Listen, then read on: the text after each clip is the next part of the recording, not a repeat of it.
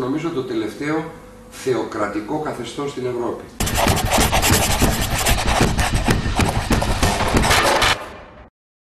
Ένα είναι το ζήτημα λοιπόν σχέσεων κράτους ή σχέσεις κράτους και εκκλησίας, που πρέπει σαφώς να υπάρχει διακριτός ρόλος και θα πρέπει να υπάρχει σαφής διαχωρισμός κράτους και εκκλησίας, και αυτό πρέπει να γίνει γρήγορα, και ήταν και στις προθέσεις και εξαγγελίες και κυβερνήσεων του Πασόκ και παλαιότερα και πολύ πρόσφατα.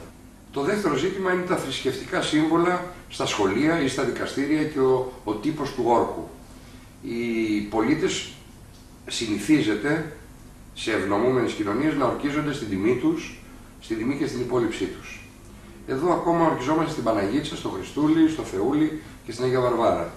Και επίσης στα σχολεία μέσα έχουμε τη φωτογραφία του Χριστούλη ή της Παναγίτσας που τον κρατάει αγκαλίτσα, χωρίς να προσβάλλεται η θρησκευτικότητα ή το θρησκευτικό συναίσθημα ή η ανάγκη οποιοδήποτε να πιστεύει στο Χριστό, στο Θεό, στο Βούδα, στον Αλλάχ, στη γάτα, στον ήλιο, στο φεγγάρι, στο Δία ή στον Ποσειδώνα. Είναι δικαίωμα του οποιοδήποτε να έχει οποιαδήποτε θρησκευτική πεποίθηση, όμως μέσα στα σχολεία δεν μπορείς να έχεις την εικόνα του Χριστού.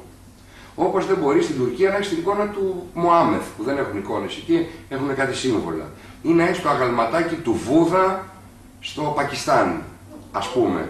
Το Πακιστάν είναι, μάλλον περισσότερο είναι μουσουλμανικό, εν πάση περιπτώσει.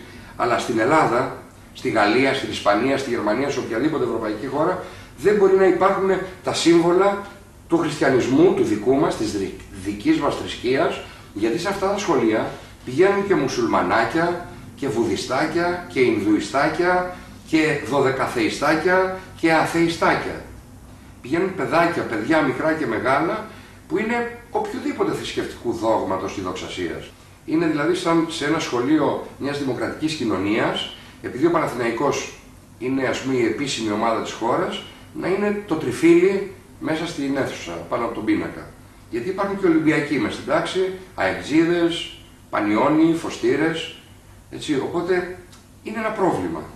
Χωρίς να θίγεται το θρησκευτικό συναίσθημα οποιοδήποτε, χωρίς να προσβάλλεται η θρησκευτικότητα και η ανάγκη του ανθρώπου να πιστεύει σε οποιονδήποτε Θεό γουστάρει. Αυτό είναι το ζήτημα. Αν θέλουμε να είμαστε ένα ελεύθερο δημοκρατικό καθεστώς. Και από εκεί και πέρα καθένας διαλέγει.